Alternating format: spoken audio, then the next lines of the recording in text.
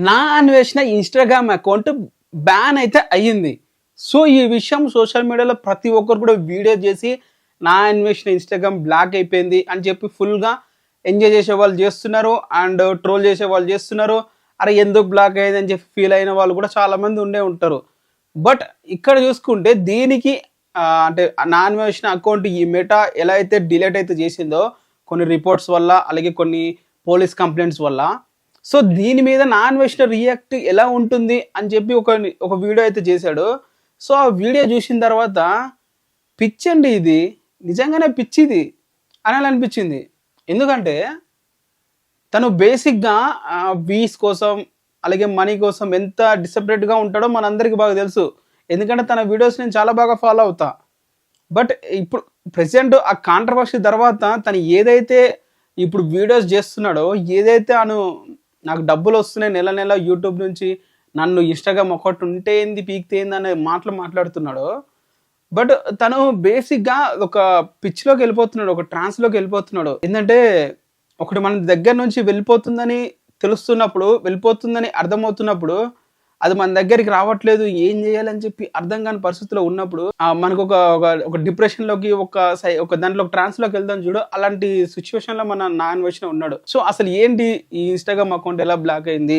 అసలు నా అన్వేషణ దానికి రియాక్షన్‌గా ఏం వీడియోలో ఏం మాట్లాడాడు మొత్తం క్లియర్‌గా మాట్లాడదాం. సో, ఈ కాంట్రవర్సీ అనేది ఎప్పుడైతే శివాజీ గారికి కామెంట్ చేశారో ఆ విషయం టాపిక్ తర్వాత తిను బయటకు వచ్చి తిను ఒపీనియన్ ప్రెజెంట్ ట్రెండింగ్ టాపిక్ మీద నా ఒపీనియన్ కూడా నేను చెప్తా అన్నట్లు కొంచెం వల్గర్‌గా మన దేవతల మీద, మన హిందూ సంప్రదాయాల మీద అయితే కామెంట్ అయితే చేశాడు. సో, తను చేసిన కామెంట్ తప్పైనప్పుడు కూడా తను ఒప్పుకోలేకపోతున్నాడు. నేను ఒక డ్రామాలో పార్టిసిపేట్ కూడా చేశా. One of the king character కూడా చేశా నేను చిన్నప్పుడు. ఆ కింగ్ క్యారెక్టర్‌లో నేను అప్పుడు హిందువా, ఇవి క్రిస్టియన్సా, ముస్లిమ్స్ ఇవేం పెద్దగా తెలియవు గానీ బట్ వెళ్ళడం జరిగింది. అప్పుడెప్పుడో 8థ్, 9థ్ ఉంటా. వెళ్ళిన తర్వాత ఆ కింగ్‌గా డ్రామా చేశా, బాగా ప్లే చేశా. బట్ అక్కడ చర్చిలో ఏవైతే వాళ్ళు చెప్తున్నారో అవి నాకు నచ్చలేదు అసలు. వాళ్ళు చెప్పే విధానం గాని, అంటే పర్లేదు మన దేవుడు మనకు గొప్ప. బట్ అది చెప్పుకోవడంలో తప్పు లేదు. బట్ వేరే దేవుళ్ళని తక్కువ చేసి మాట్లాడకూడదు కదా! ఆ చర్చిలో వన్ ఆఫ్ ద సందర్భంలో అలా మాట్లాడడం జరిగింది.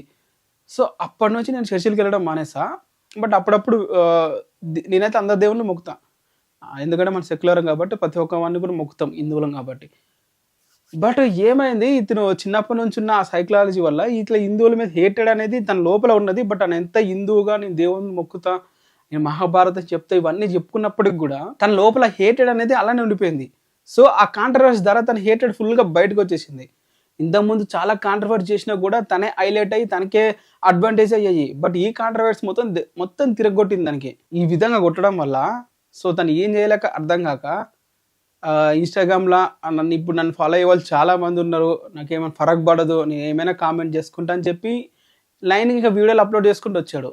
ఆ ఉన్న 18 లక్షల్లో దాదాపు 5 లక్షల మంది అన్‌ఫాలో కొట్టారు. అసలు యూజువల్‌గా మన ఇన్‌స్టాగ్రామ్ అకౌంట్‌లో ఒక 2 మిలియన్స్ ఉంటే దాంట్లో దాదాపు 1 మిలియన్ వరకు ఫాలోవర్స్ రెగ్యులర్ యూజర్స్‌గా ఉండరు ఎవరు కూడా. ఎప్పుడో అకౌంట్ క్రియేట్ చేసి ఫాలో కొట్టి వెళ్ళిపోయే వాళ్ళే ఉంటారు చాలామంది. సో, అలాంటి దాంట్లో దీనికున్న 18 లక్షల్లో 5 లక్షల మంది యాక్టివ్ యూజర్స్ అన్‌ఫాలో కొట్టేశారు. 1.8 కాస్త 1.4కి 1.2కి అలా పడిపోయింది. సో, ఇప్పుడు చూసుకుంటే మెటా ఇతను ఏదైతే వార్నింగ్ చెప్పాడో ఇట్లా హిందూ సంప్రదాయాల మీద, రిలీజియన్స్ మీద. సో, ఆ కాంట్రవర్సీ అయిపోయిన తర్వాత అప్పటికి ఆగలేదు. ఇతను ఏం చేశాడంటే ఆ కాంట్రవర్సీని యూజ్ చేసుకొని ఎట్లా హిందువులో మనం చెడ్డ పేరు అయిపోయినాం కాబట్టి ఇక రైట్ వింగ్, లెఫ్ట్ వింగ్ ఉంటాయి కదా! ఇటు సైడ్ ఆల్రెడీ క్రిస్టియన్స్, ఇటు ముస్లిం ఇటు సైడ్ వాళ్ళకి సపోర్ట్ చేసుకుంటూ వాళ్ళ సైడ్ మాట్లాడుతున్నట్టు ఇండైరెక్ట్‌గా ఈ బత్తాయి అనుకుంటూ ట్రోల్ చేయడం స్టార్ట్ చేశాడు. అది ఇంకా ఫుల్ బ్యాక్ ఫైర్ అయింది. సో, ఇట్లా ఈ రిలీజియన్ మీద గొడవలు స్టార్ట్ చేస్తున్నాడు. గొడవలు పెట్టడానికి ట్రై చేస్తున్నాడు అని చెప్పి ఈ మెటా వాళ్ళు ఇన్‌స్టాగ్రామ్ అకౌంట్‌ని అయితే బ్యాన్ అయితే చేయడం జరిగింది. సో, ఇప్పుడు ఈ బ్యాన్ అయిపోయిన అకౌంట్ సో, తను ఏమైనా మారతాడనుకుంటే లేదు అకౌంట్ బ్యాన్ అయితే ఏంది, నాకు ఇన్‌స్టాగ్రామ్ నుంచి రూపాయి వస్తుందా అని చెప్పి ఒక వీడియో పెట్టాడు. నాకు యూట్యూబ్ నుంచి 8 లక్షలు వచ్చాయి లాస్ట్ చివరి మంత్. సో, నా యూట్యూబ్ నాకు ఉందిగా, ఇన్‌స్టాగ్రామ్ ఉంటేంది లేకపోతుంది, నేను ప్రమోషన్స్ ఏం చేయను కదా అని చెప్పి దమ్ముంటే నా యూట్యూబ్ అకౌంట్‌ని మీద దాడి చేయండి అన్నట్లు ఇండైరెక్ట్‌గా మాట్లాడుతున్నాడు. బట్ తనకున్న ధైర్యం ఏంటంటే యూట్యూబ్‌ని ఎవరేం చేయలేరు. యువర్ గైడ్‌లైన్స్‌కి వ్యతిరేకంగా ఉంటే తప్ప. యూట్యూబ్ అనేది ఫర్ ఎగ్జాంపుల్ మన పొలిటీషియన్స్ గానీ, లేకుంటే మన ఒక అకౌంట్‌ని బ్యాక్ క్లియర్ చేయడం అనేది జరగదు. ఆ వీడియో డిలీట్ చేయడం జరుగుతది గానీ, ఆ ఛానల్ పోగొట్టడం అనేది జరగదు, అది జరగని పని కూడా. సో తిని ధైర్యం అదే, ఈ యూట్యూబ్ అకౌంట్ ఉంది కదా అని చెప్పి గట్టిగా అయితే ఉన్నాడు. బట్ ఇప్పటికైనా తగ్గుతాడు అనుకుంటే ఇంకా తగ్గట్లేదు, ఇంకా అది అది అనేది ఇంకెక్కువ అయిపోతూ వస్తుంది. సో దీన్నే తను అలా ఉండాలని చెప్పి తను కూడా అనుకోవట్లేదు, బట్ ఉంటున్నాడు.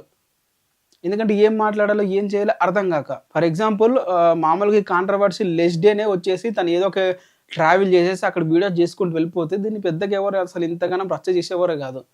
బట్ ఏదో కాంట్రవర్సీ అయితేనే కదా మనం బిజినెస్ నడిచేది అనే ఉద్దేశంలో తిన ఆ కాంట్రవర్సీని పట్టుకొని లాగుతూనే ఉన్నాడు. ఇప్పుడు చూడండి తన ఇన్స్టాగ్రామ్ అకౌంట్లో తన ట్రావెల్ వీడియోస్ కానీ, లేకుంటే తను ఇప్పుడు సోషల్ టాపిక్స్ మీద చేస్తున్న వీడియోస్ కానీ, ప్రతి దాంట్లో కూడా తనకు రావాల్సిన రీచ్ కన్నా చాలా తక్కువనే వస్తుంది. ఎందుకు? బికాస్ ఆఫ్ దీన్ని క్యారీ చేయడం వల్ల.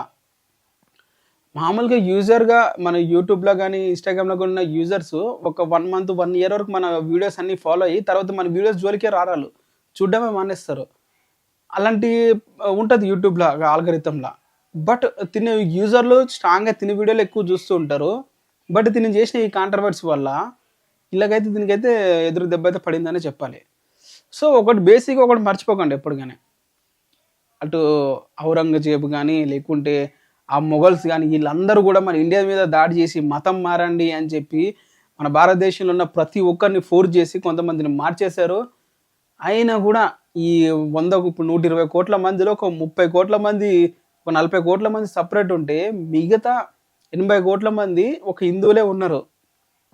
ఈ హిందువులు అనేది వాళ్ళు కూడా ఎంత ట్రై చేసినా కూడా మార్పించలేకపోయారు 80 కోట్ల మందిని. అండ్ అలాగే ఈ 200 ఏళ్ళు పరిపాలన చేశారు మన బ్రిటిష్ వాళ్ళు కూడా వాళ్ళ యొక్క మతాన్ని, రిలీజియన్ని మన మీద రుద్దడానికి ట్రై చేశారు. కొన్ని స్టేట్లో సక్సెస్ అయ్యారు, చాలా వరకు సక్సెస్ అయ్యారు. బట్ ఫుల్ ఫ్లెడ్జ్డ్గా వాళ్ళు కూడా కాలేకపోయారు. నువ్వు కొన్ని 100 సంవత్సరాలు పరిపాలించిన వాడి వల్లనే కాలేదు.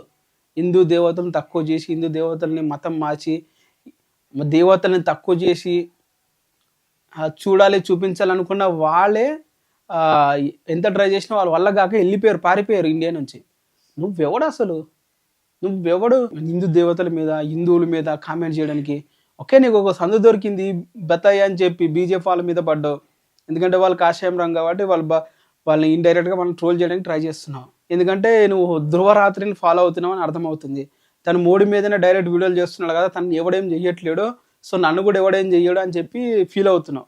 బట్ నీకు తెలియాల్సింది ఏంటంటే అనుండేది ఇంగ్లాండ్లో, ఎక్కడ యూకేలో ఉంటాడు. అక్కడ ఇండియన్ రెసిడెన్స్ కూడా కాదు, తను ఎప్పుడో అక్కడ సెటిల్ అయిపోయాడు. నువ్వు ఇండియానే, ఇంకా ఇండియాని ఆ పేరు మీదనే తిరుగుతున్నావు ఇండియాకి రాకపోయినా కూడా. సో నీ అకౌంట్లు సీజ్ చేసినా, లేకుంటే నీ బ్యాగ్ అకౌంట్ సీజ్ చేసినా అప్పుడు ఇండియాకి తిరిగి రావాల్సి వస్తుంది. సో ఇలాంటి కామెంట్స్ ఈ పార్టీల మీద కానీ, హిందూ దేవతల మీద కానీ కామెంట్ చేసేటప్పుడు చూసుకుంటే మంచిది. సో ఇది నా అన్వేషణ ఫుల్ స్టోరీ, మీకు అర్థమైందని అనుకుంటున్నాను.